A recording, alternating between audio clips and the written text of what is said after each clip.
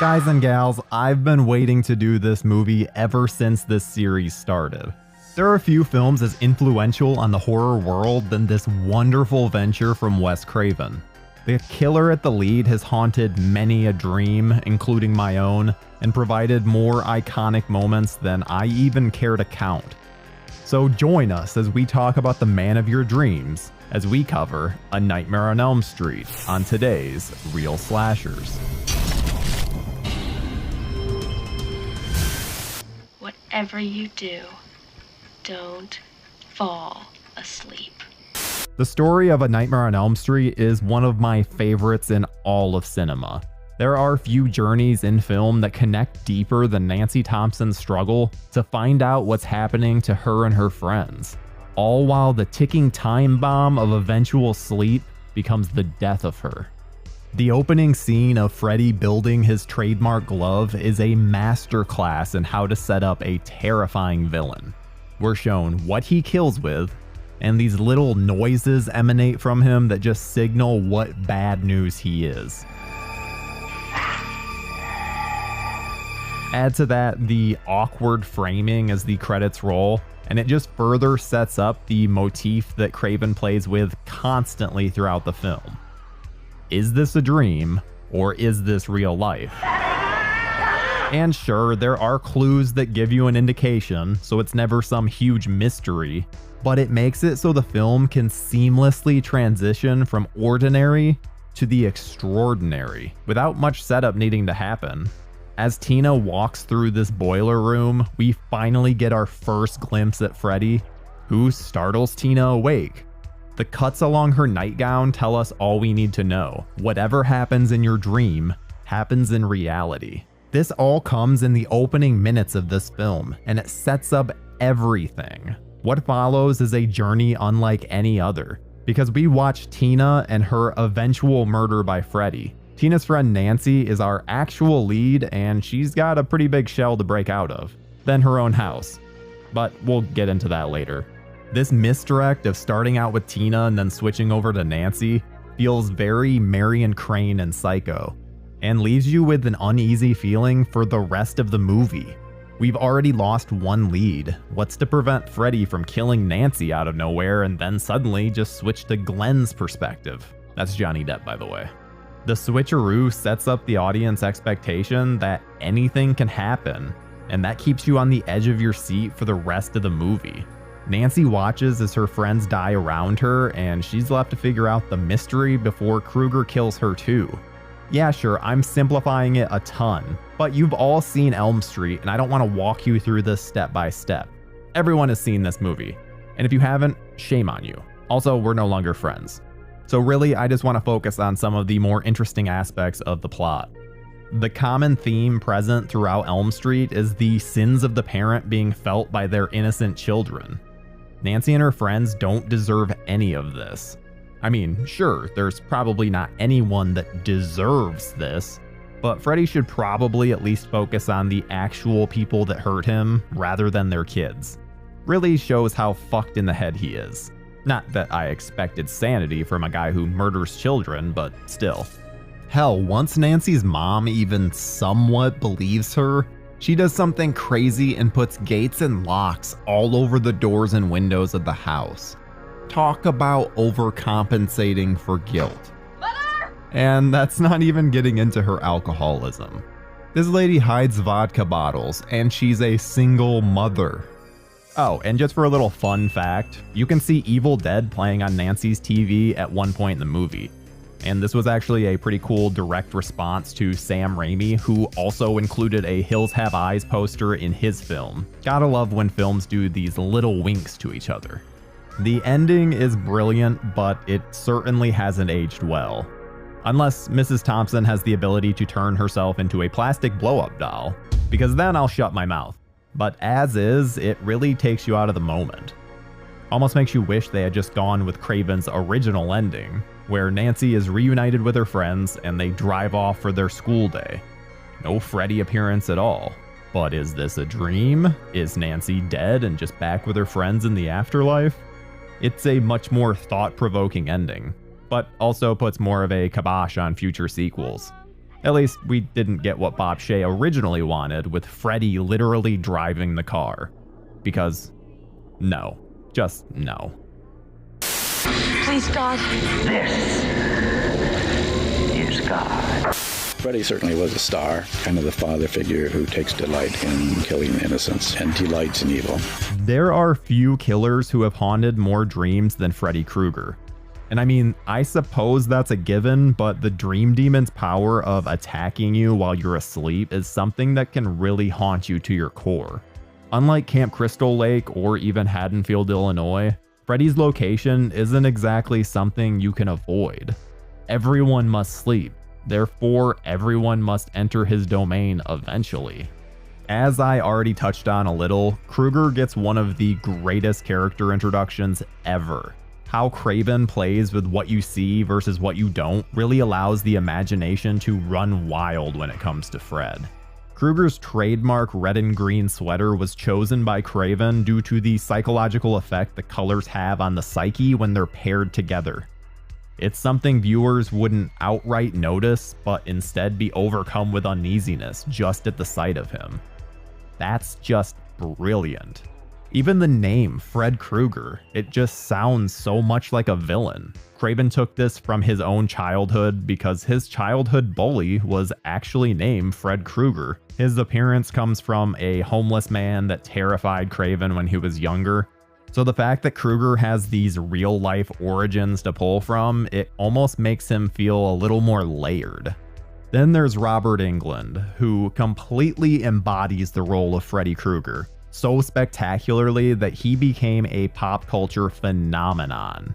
Sure, his appearance here is much more subdued than what he turns into in the sequels, but it leaves an even bigger impact. While a slew of imitators have come since, there was no one like him at the time. He toyed with his victims using their own nightmares and psychologically broke them down before finally dispatching of them. Freddy takes mental warfare up to 11. Now, every single one of Freddy's kills here are so damn memorable. The ceiling crawl, the bed geyser, even Nancy's mom floating on the bed. All these moments will remain with you well after the credits roll. Because Craven sets the stage perfectly to help separate what Krueger provides that's so different from his colleagues Michael and Jason. And that's creative kills. They are bound by reality, but Freddy can do whatever his imagination can come up with. And apparently he really has a thing for goats.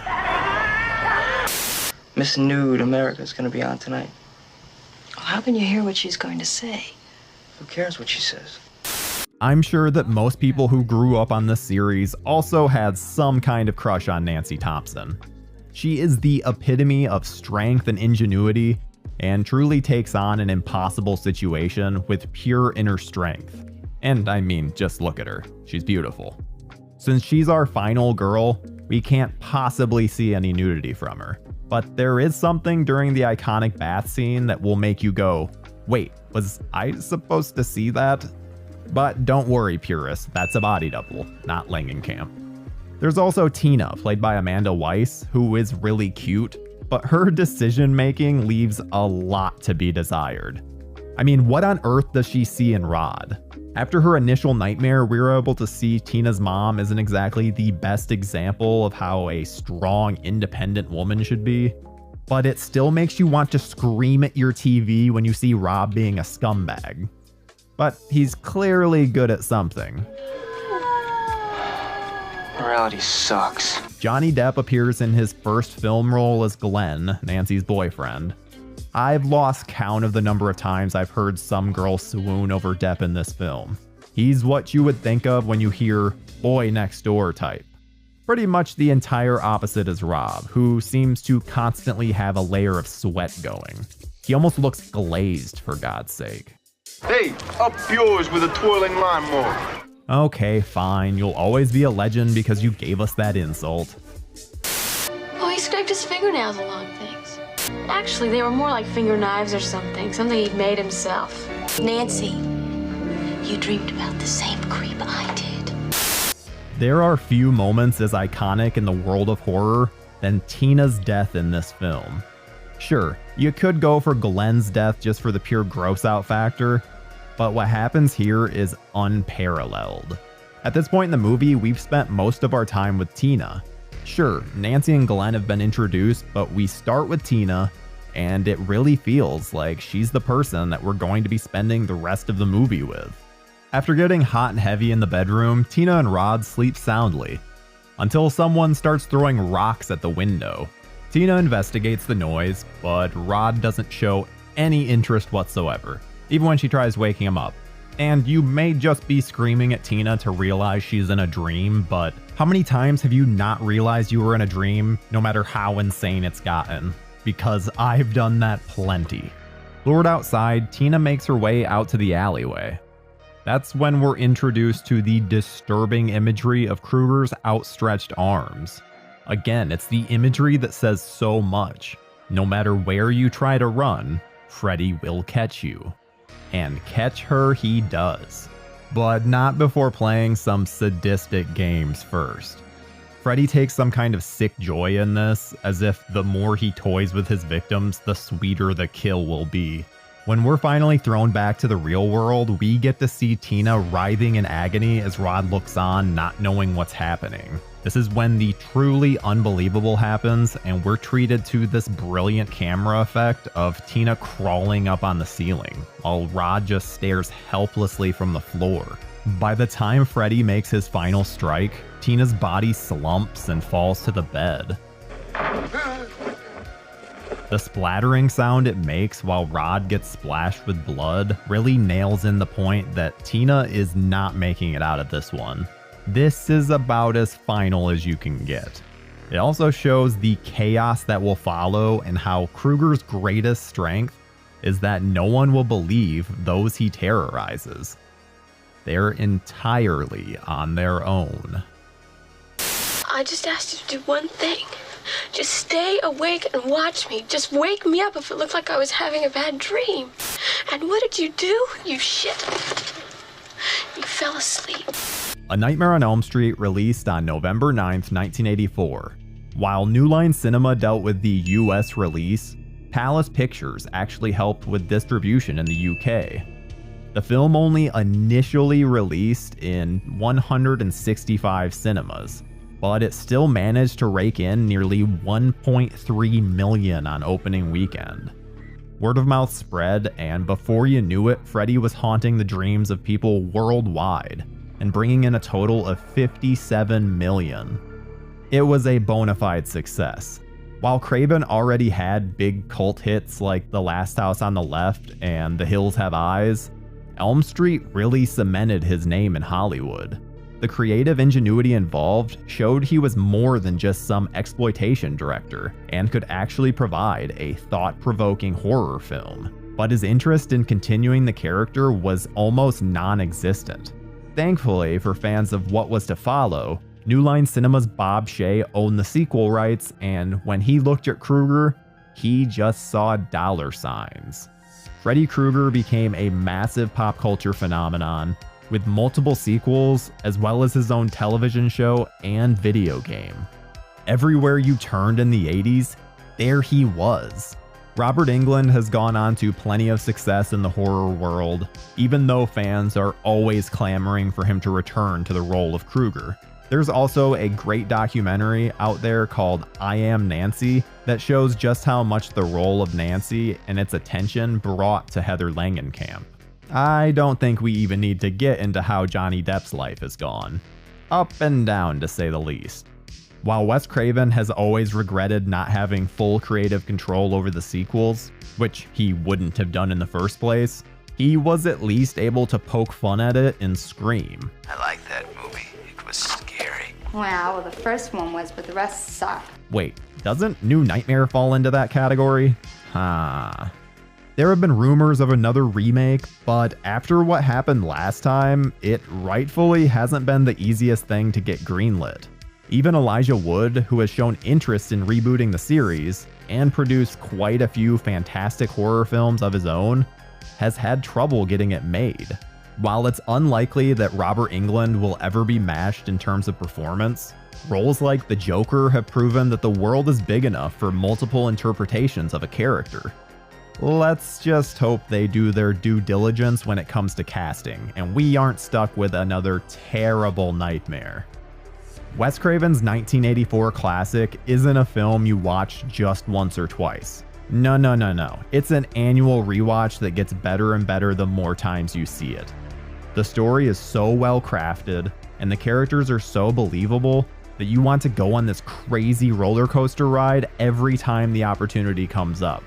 Because no matter how many slashers spring up, there is only one Freddy Krueger, and he'll always be the man of your dreams.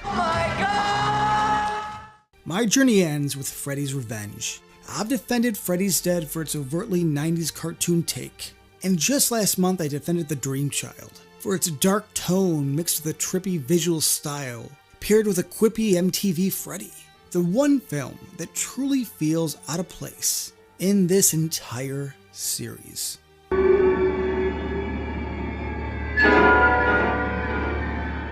The first film became a massive hit and basically made a new line, as it eventually became known as the house that Freddy built.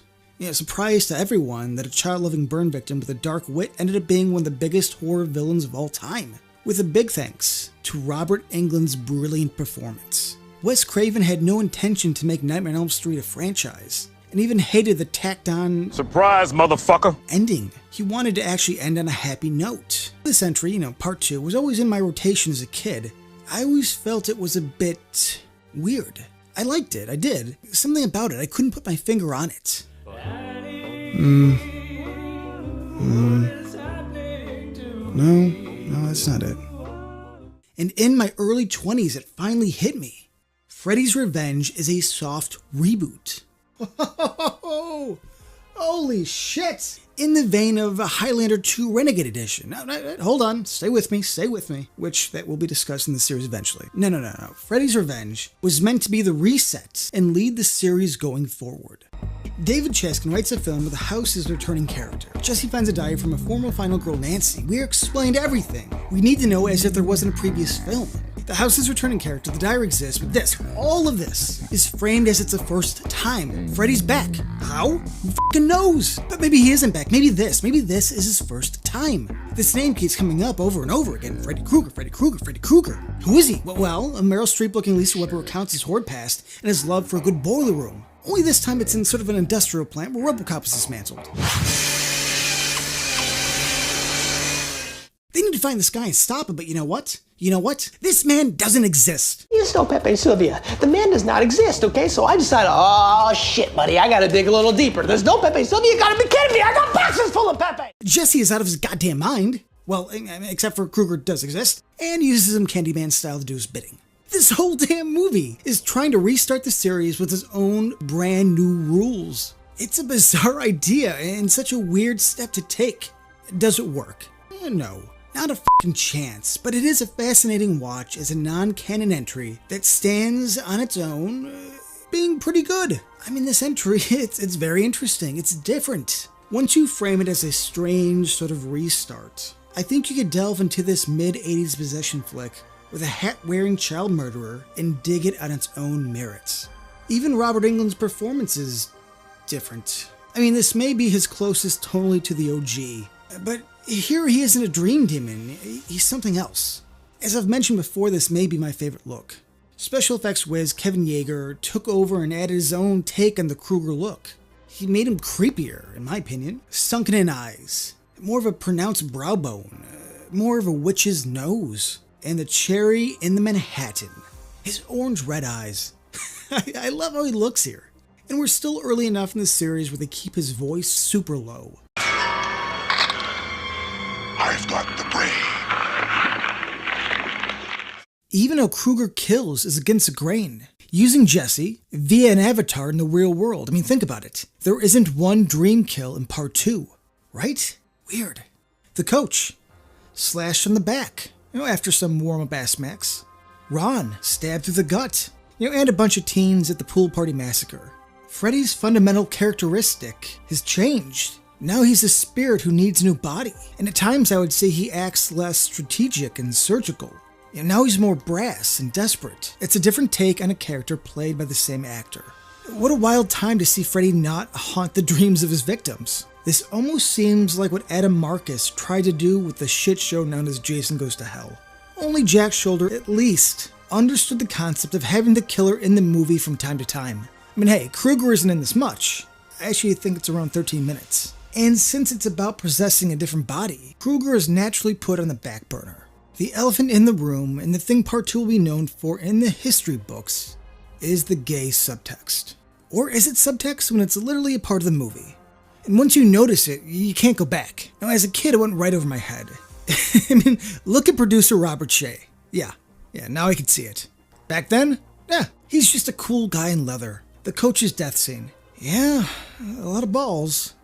And then at the end, they actually just called out. Something is trying to get inside my body. Yeah, and she's female and she's waiting for you in the cabana. And you want to sleep with me. Chaskin tried to play it cool a while back with this bad fucking take. You didn't write the movie as a homoerotic movie, you wrote it as a homophobic movie. The type of movie that they should show at a conversion camp. Dude. That the love of a good woman can make any gay man straight. But when the time was convenient, finally admitted what we had suspected for so long.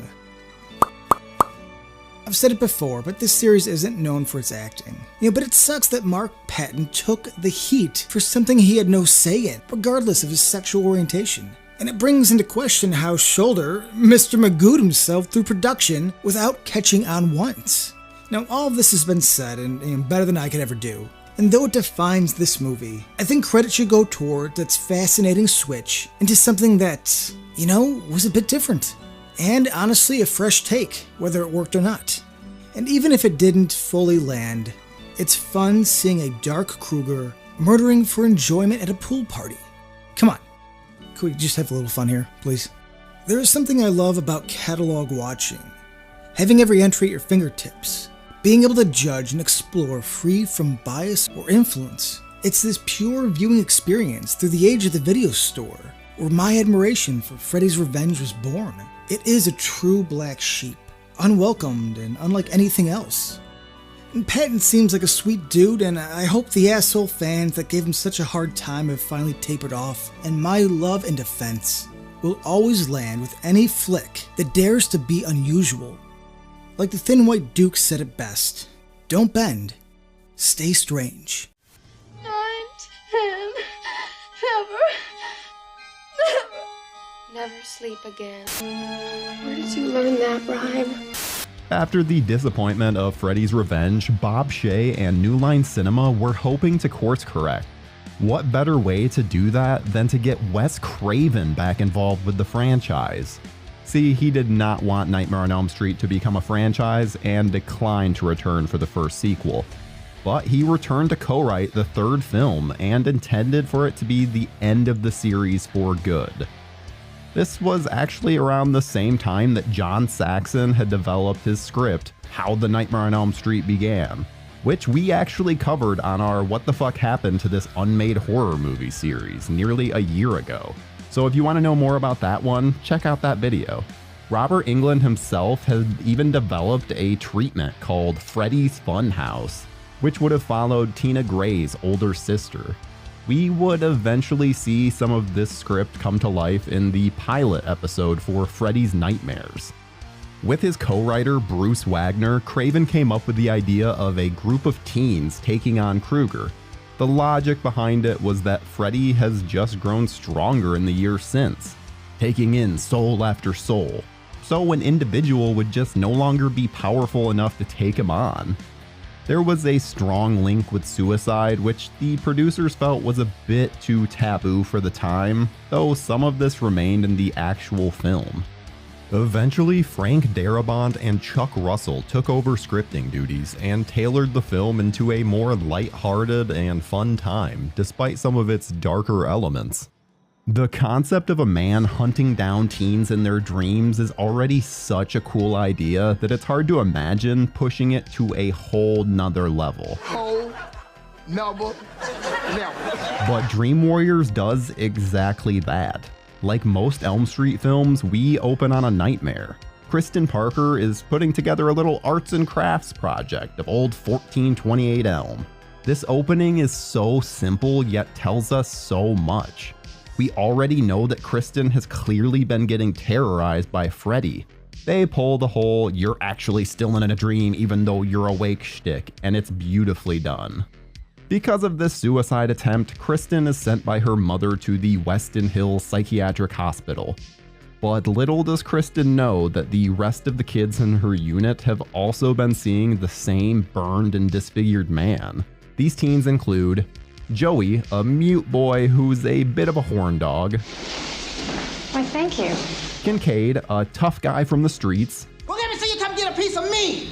Krueger, pussy! Jennifer, a delusional actress who puts cigarettes out on her arms. As soon as I get out of here, I'm going to Los Angeles to be an actress.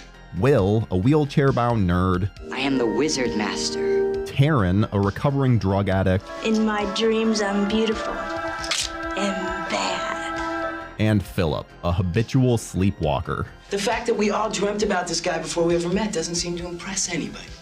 With all of these kids having such bad nightmares, the hospital brings in a dream expert. And look who it is, it's Nancy Thompson. She's made it her life mission to help weary sleepers and is on a drug called Hypnosil, which suppresses her nightmares. Unfortunately for Nancy, Kristen has the ability to bring people into her own dreams. And she does so with Nancy, bringing her face to face with Freddy for the first time since the events of the original. It's an incredible way to bring her back into the fold. And the look on Freddy's face when he realizes who it is just too good. What precedes is Freddy slowly killing the Dream Warriors one by one until they band together to meet him on his own territory and take him out. You could argue that not all of the warriors get their time to shine, but there's a lot of them and we only have so much runtime. By the time they're able to make it to Freddy's dream lair, only Kincaid, Kristen, Nancy, and Joey remain. Oh, and we haven't even gotten into Craig Wasson's Neil Gordon character. He's a bit of a love interest for Nancy and is one of the doctors at Weston Hills. He fully believes Nancy when it comes to Krueger and goes on a mission with Nancy's father Don to bury Freddy's bones and get rid of him forever. In fact, despite both Mr. Thompson and Nancy being killed for their efforts, it's actually Dr. Gordon that ends up defeating Freddy, which, given how important the Dream Warriors are to the plot, is really my only complaint. I would have preferred to have seen them take Freddy out. But oh well, Freddy has been defeated and everyone can finally sleep again. For now at least. This is where he takes us.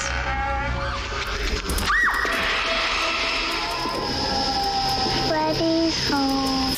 We already covered this one in our video on the first Nightmare on Elm Street, but the Freddy Krueger character has changed a little bit since then.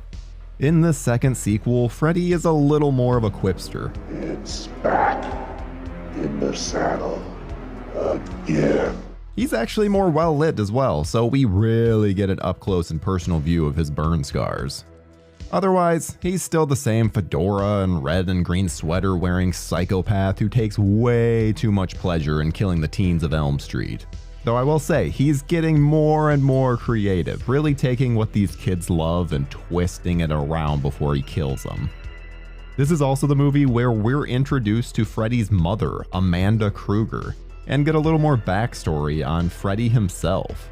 See, it's revealed that a young girl was accidentally locked in a room with the most dangerous and criminally insane patients. They raped her hundreds of times. So I guess now you know why they call him the bastard son of 100 maniacs. Well, friends, you and I, remember? Let's get high. Now, my favorite scene, and the one I desperately want to slice up, is Philip's death. However, with YouTube being super stingy about gore lately, I wouldn't be able to show you just about anything, so instead let's focus on some of the other Dream Warrior deaths. First we have Taryn all decked out in her badass gear as she's walking through this back alley. Eventually Freddy shows up and has a bit of a temptation for Taryn. That's right, Taryn's former addiction is literally screaming out at her, her old track marks desperately pulsating for the needles. Such powerful imagery, and just makes you feel absolutely terrible for Taryn, as she succumbs to what she's been avoiding all this time. God, Freddy is such an asshole. Then we go to Will, who is no longer wheelchair bound. This gives him an absurd amount of confidence. He's a huge Dungeons & Dragons nerd, so it's no surprise that his dream persona is the Wizard Master. He even gets this nifty little cape. But just because you think you're a hero doesn't mean you are. Will is able to use his dream powers, but unfortunately for him, he's just not strong enough. This is it, Jennifer. Your big break in TV. Welcome to prime time, bitch. A Nightmare on Elm Street 3 Dream Warriors released on February 27, 1987, and brought in nearly $9 million on its opening weekend. It would eventually end its run with $44.7 million domestically. This was a massive success and ended up being New Line's biggest hit of the year. Needless to say, their gamble on the franchise most certainly paid off. The film was even well received, earning a 71% fresh rating on Rotten Tomatoes. Dream Warriors has always been a standout in the series and provides some of the best Freddy moments ever. Then there's the theme song written and performed by Dokken. The song utilizes elements of the movie for its lyrics and is easily one of the best horror themes to ever exist. Robert Englund even appeared as Freddy for the song's music video, which even utilized some footage from the film. Nightmare on Elm Street 3 would be followed up with 5 sequels and a versus film with Jason Voorhees. The idea of bringing back the Dream Warriors has been floated around several times, as there hasn't really been a formidable group going against Freddy since this film. Which is really too bad, because the concept is actually very interesting, and is mostly abandoned in later sequels.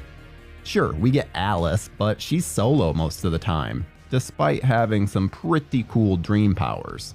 What do you think of Dream Warriors? What would you like to see us cover on the next Real Slashers? Comment down below and we'll see you in the next one.